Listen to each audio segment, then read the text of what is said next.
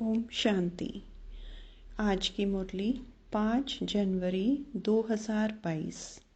मुरली का सार है, मीठे बच्चे, तुम्हें अभी नया जीवन मिला है। पुराना जीवन बदल गया है क्योंकि तुम अब ईश्वरीय संतान बने हो। तुम्हारी प्रीत एक बाप से है। प्रश्न है, ब्राह्मण जो देवता बनने वाले हैं उनकी मुख्य निशानी क्या होगी? उत्तर, वे ब्रह्मा की मुख वंशावली ब्राह्मण सभी एक मत वाले होंगे। उनमें कभी मतभेद नहीं हो सकता। आपस में फूट नहीं पड़ सकती। लौकिक में जो ब्राह्मण कहलाते उनमें तो अनेक मतें होती हैं। कोई अपने को पुष्करनी कहलाते, कोई सार सिद्धि। तुम ब्राह्मण एक बाप की मत से देवता बनते हो। देवताओं में भी कभी फूट नहीं पड़ती। गीत, जिस दिन से मिले हम तुम। ओम शांति। जब जीव आत्माएं और परमात्मा अथवा बच्चे और बाप मिलते हैं तो नई प्रीत हो जाती है, क्योंकि और संग प्रीत टूट जाती है। जैसे कन्या की पहले तो पियर घर से प्रीत होती है, सगाई होने से नई प्रीत जुटती है। उनके लिए सारा ससुर घर नया होता है। नई दुनिया की नई प्रीत जुटती है तो सारे नए परिवार से प्रीत जुट जाती है।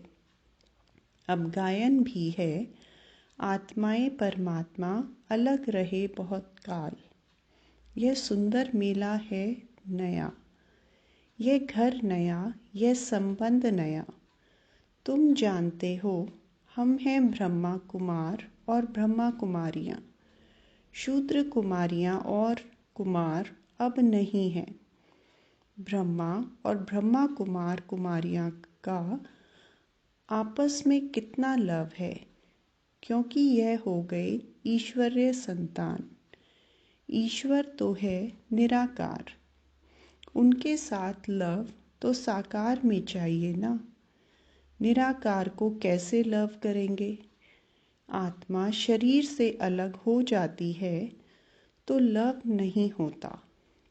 आत्मा और परमात्मा जब साकार में मिलें तब लव हो। निराकार रूप में भले गाते रहते हैं, तुम मात पिता। तुम आओ तो तुम्हारी कृपा से हमको सुख घनेरे मिले। पतित पावन आओ, गाते हैं ना। बरोबर भारत महान था तो अथाह सुख था। उसका नाम ही था सुख धाम। यह है दुख धाम, और जहाँ आत्माएं रहती हैं वह है शांति धाम। वहाँ तो आत्माएं पवित्र ही रहती हैं। अपवित्र कोई आत्मा रह नहीं सकती। तुमको अब बाप मिला है तो नया जीवन मिला है। पुराना जीवन बदल अब नया जीवन बना रहे हैं। अपने बाप से बेहद सुख का वर्षा ले रहे हैं। सुख घनेरे भारत में ही होते हैं, स्वर्ग में, और शांति घनेरी होती है निर्वाण धाम में, जहाँ तुम्हारा और हमारा घर है। तो समझाना चाहिए, हम आत्माएं शांति धाम की रहने वाली हैं। बाप भी वहाँ का रहने वाला है। वे हमारे माफिक जन्म मरण के चक्र में नहीं आते हैं। है वह भी आत्मा, परंतु परम आत्मा है। परम धाम में रहने वाले हैं। हम आत्माएं भी परम धाम में रहने वाले परम पिता परमात्मा के बच्चे थे। घर तो हम सबका वही है। घर भी सबको याद है।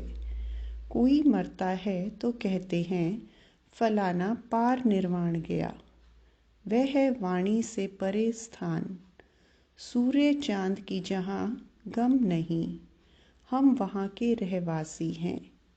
अब बाबा को याद करते रहते हैं। जब बाप आते हैं तो नई बातें फिर से सुनाते हैं। मनुष्य इस ड्रामा को जान जाएं तो बोलें, हम जो कदम उठाते हैं सेकंड बाय सेकंड नया है। बेहद का ड्रामा फिरता रहता है। तो बाप आकर नई बातें सुनाते हैं। तुम बच्चों को त्रिकालदर्शी त्रिनेत्री बना रहा हूँ। बाप ब्रह्मांड का मालिक है तो त्रिलोकी का भी मालिक है ना, क्योंकि तीनों ही लोकों की नॉलेज देते हैं। तुम त्रिलोकी के मालिक नहीं बनते हो।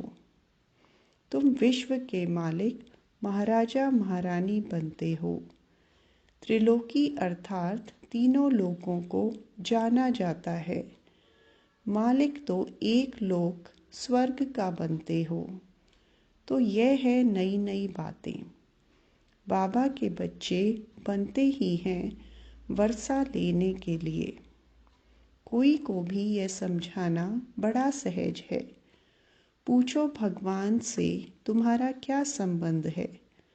भगवान तो है स्वर्ग का रचयिता, मात पिता है। भगवान को कभी नर्क अथवा दुख धाम का रचयिता नहीं कहेंगे। परम पिता परमात्मा ब्रह्मा द्वारा स्वर्ग की स्थापना करते हैं।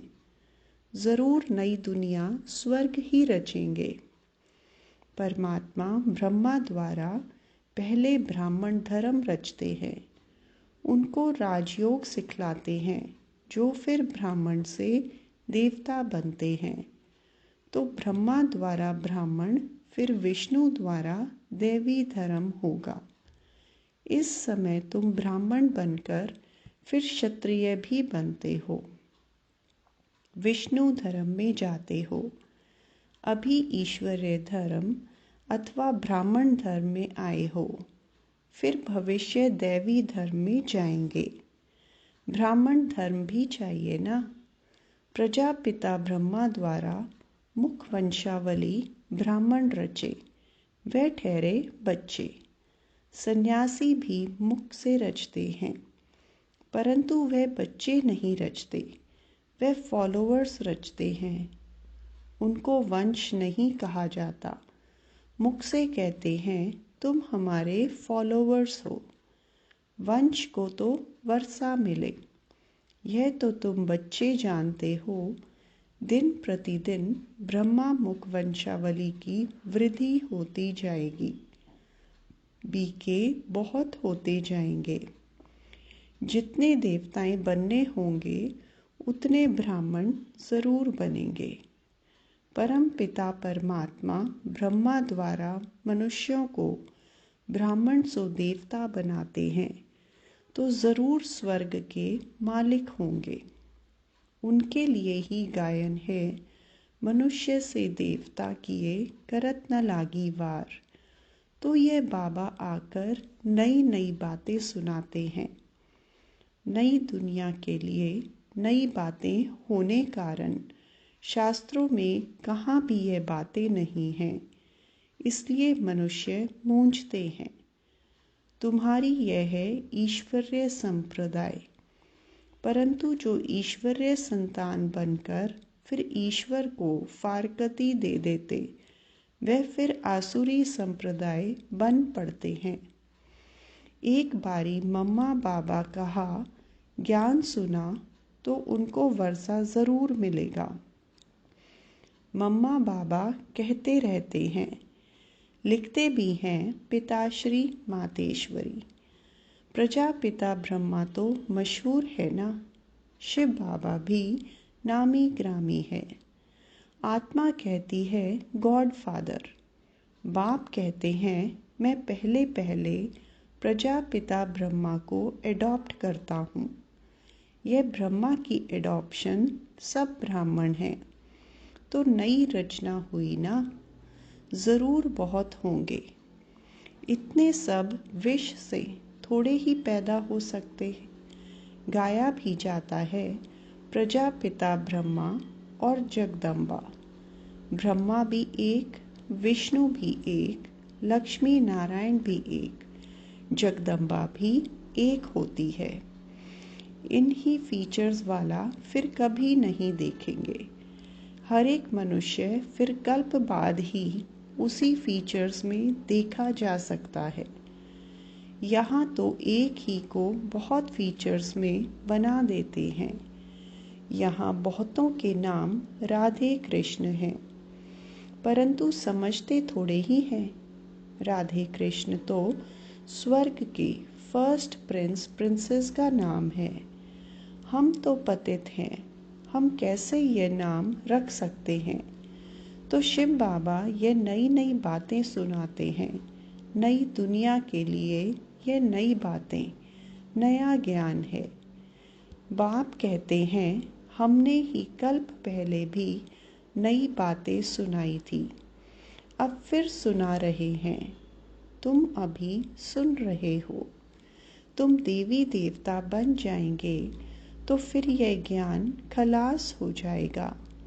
इतनी ऊंची चढ़ाई है। यह भी गाया हुआ है, आश्चर्यवत अपने बाप के बनंती सुनंती, औरों को सुनावंती, फिर भी अहो माया भागंती हो जाते हैं। फिर किसको ये कह भी नहीं सकते कि बीके के पास चलो। यह भी ड्रामा में नूंद है, नथिंग न्यू। बहुत आते और जाते रहेंगे। भट्टी में बैठे हुए भी माया से हार कर भागंती हो गए। स्वर्ग में तो आएंगे, जैसा पुरुषार्थ किया है वैसा पद पाएंगे। अपने लिए वे अपने संबंधी आदि के लिए कोई पूछे तो बता सकते हैं। खुद भी समझ सकते हैं कि इस हालत में क्या पद होगा।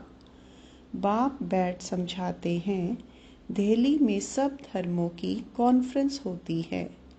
अब कॉन्फ्रेंस करते हैं कि सृष्टि पर शांति कैसे स्थापन हो, या आपस में मिलकर एक कैसे हो जाएं। एक तो हो ना सके। रिलीजियस हेड की कॉन्फ्रेंस है, परंतु उनको तो पता नहीं है कि धर्म नंबरवार कैसे हैं। पहला नंबर धर्म कौन सा है? रिलीजियस हेड्स माना जिसने धर्म स्थापन किया वे हेड्स आए। जैसे चीफ मिनिस्टर की कॉन्फ्रेंस होती है तो उसमें कलेक्टर व जज आदि नहीं आ सकते। गवर्नर्स की आपस में कॉन्फ्रेंस होगी तो गवर्नर्स ही आएंगे। हाँ करके गवर्नर अपने प्राइवेट पोट्री आदि को साथ में ले आए। विचार करना चाहिए कि यह सब धर्म नंबरवार कैसे स्थापन होते हैं। सबसे बड़ा धर्म कौन सा है? आदि सनातन तो देवी देवता धर्म ही था। उस धर्म का हेड कहाँ? वह धर्म किसने स्थापन किया? कृष्ण तो अभी है नहीं। नहीं तो फिर कृष्ण को मानने वाले चाहिए। वह हैं वल्लभाचारी। तो ज़रूर हमारा देवी देवता धर्म था। वह फिर हिंदू धर्म कह देते हैं, परंतु हिंदू धर्म तो है नहीं। देवता धर्म का भी अभी कोई है नहीं। तो धर्मों के हेड्स आने चाहिए। साथ में भल पोट्री आदि को भी ले आए। मुख्य धर्म तो हैं ही 4, उनके हेड्स चाहिए। देवी देवता का हेड कौन? गाते तो हैं goddess of knowledge Saraswati, Prajapita Brahma. तो ज़रूर यही बड़े होंगे। वह भी समझेंगे ब्रह्मा से ब्राह्मण धर्म हुआ, परंतु यह नहीं जानते कि ये ब्राह्मणों को कैसे पढ़ाकर देवता बनाते हैं। वह ब्राह्मण लोग भी कहते हैं हम ब्रह्मा की संतान हैं, परंतु कैसे पैदा हुए यह नहीं जानते। फिर ब्राह्मणों में भी कोई पुष्करनी, कोई सारसिद, कोई कैसे हैं, यहाँ तो ब्रह्मा के बच्चे ब्राह्मण ही ब्राह्मण हैं और कोई फूट इनमें पड़ती नहीं है। दूसरे ब्राह्मणों में फूट पड़ती है, इनमें नहीं। न कभी देवताओं में फूट पड़ती है। सूर्यवंशी सब सूर्यवंशी, मतभेद की बात नहीं। फूट में कितना नुकसान हो जाता है। तो बाप से तुम ये नई नई बातें सुनते हो ना। कोई गीत नहीं गाते हैं, नॉलेज देते हैं नए प्रकार की। सारे सृष्टि चक्र की नॉलेज देते हैं जो धारण करनी है। ऐसा जो बाप टीचर गुरु उनको फारकती दे, पढ़ाई थोड़ी ही छोड़ देनी चाहिए। पढ़ाई छोड़ी गोया बाप को छोड़ा। स्टूडेंट नहीं तो बच्चे भी नहीं। बाप को छोड़ा गोया वर्षे को गवाया। पतित पावन एक ही बाप है। बाप कहते हैं अब कयामत का समय है, सबको वापस जाना है। हिसाब किताब चुकतू कर। सोना आग में डालते हैं तो प्योर हो जाता है। अब आग तो सारी दुनिया को लगनी है, परंतु इस आग में पावन नहीं हो सकेंगे। इसमें योग बल की बात है। या तो फिर सजाएं खाकर शरीर छोड़ेंगे, हिसाब किताब चुकतू होगा। पाप का हिसाब किताब चुकतू कर फिर पावन होकर वापस जाना है। वापस जाने का भी समय यह है। महाभारत की लड़ाई भी है, होली भी मनाते हैं। रावण राज्य खत्म हो जाना है, फिर राम राज्य में तो बहुत थोड़े होते हैं। अभी रावण राज्य में तो बहुत हैं। यह सब आत्माएं कहाँ जाएंगी? ज़रूर लिबरेटर भी चाहिए। बाप कहते हैं मैं सबको ले जाऊंगा, सबकी ज्योति जगाकर ले जाऊंगा। फिर उन्हों को अपना अपना पाठ बजाना है। तुम जानते हो हम देवी देवता धर्म में आएंगे, मुक्ति धाम में जाकर फिर वापस चले आएंगे। 84 जन्म भोगेंगे। सूर्यवंशी चंद्रवंशी बनेंगे। सारा चक्र बुद्धि में आ गया है। आत्मा बता सकती है कि आओ तो हम आपको शिव बाबा का ऑक्यूपेशन बताएं। बच्चों के सिवाय तो कोई बता ना सके। वे कहेंगे परमात्मा तो निराकार है, उनका फिर ऑक्यूपेशन क्या बताएंगे? अरे वह पतित पावन है तो ज़रूर पावन बनाना उनको आना ही है। पावन बनाने उनको आना है ना। कैसे राजयोग सिखलाते हैं, ब्रह्मा द्वारा कैसे देवी देवता धर्म की स्थापना होती है, वह हम बता सकते हैं। तो बाबा बैठ सब बातें समझाते हैं, बच्चों को ही समझाएंगे। कल्प पहले जिन्होंने पढ़ा है वे पढ़ते हैं, नहीं पढ़ सकते तो भागंती हो जाते हैं। नई बात नहीं, फिर भी बाबा का हमेशा बच्चों पर लव रहता है। बेचारा फिर भी आकर बाप से पूरा वर्षा ले, परंतु तकदीर में नहीं होगा तो क्या कर सकते। बाप का तो लव है ना, क्योंकि भक्ति मार्ग में भी बाप को बहुत याद करते हैं। जो भी देवी देवता धर्म वाले होंगे वे ज़रूर याद करते होंगे। आधा कल्प खूब याद करते हैं। आत्मा ने सुख पाया है तो दुख में बाप को याद करेगी। वे जास्ती भक्ति कर पुजारी से फिर पूज्य बनते हैं। जो देवी देवता थे उनका ही सैपलिंग लग रहा है। तो कॉन्फ्रेंस आदि जब कहाँ भी होती हैं तो उसमें मुख्य धर्म वालों को बुलाना पड़े।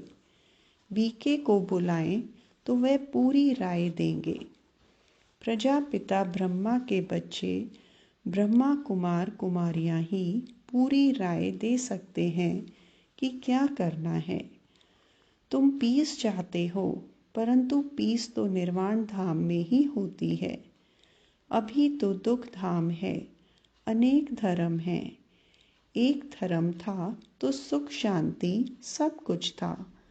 अभी यह विनाश तो ज़रूर होगा, इसमें तो खुश होना चाहिए। स्वर्ग के गेट खुल रहे हैं। ऐसे ऐसे बच्चियों को समझाना पड़े। समझा? अच्छा।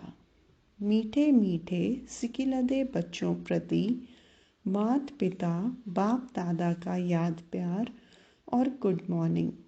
रूहानी बाप की रूहानी बच्चों को नमस्ते। रूहानी बच्चों की रूहानी बाप दादा को याद प्यार, गुड मॉर्निंग और नमस्ते। धारणा के लिए मुख्य सार। पहला, कभी भी बाप को व पढ़ाई को छोड़ वर्षा नहीं गंवाना है। एक मत हो रहना है। दूसरा, सजाओं से छूटने के लिए योग बल से पुराने सब हिसाब किताब चुकतू करने हैं। वरदान, ट्रस्टीपन की स्मृति से निमित्त समझ हर कार्य करने वाले डबल लाइट भव। निमित्तपन का भाव बोझ को सहज खत्म कर देता है। मेरी जिम्मेवारी है, मेरे को ही संभालना है, मेरे को ही सोचना है, तो बोझ होता है। जिम्मेवारी बाप की है और बाप ने ट्रस्टी अर्थात निमित्त बनाया है। इस स्मृति से डबल लाइट बन उड़ती कला का अनुभव करते रहो। जहाँ मेरा है वहाँ बोझ है। इसलिए कभी किसी भी कार्य में जब बोझ महसूस हो तो चेक करो कि कहीं गलती से तेरे के बजाय मेरा तो नहीं कहते। स्लोगन, हर बोल में आत्मिक भाव और शुभ भावना हो तो कोई भी बोल व्यर्थ नहीं जा सकता। अच्छा, ओम शांति।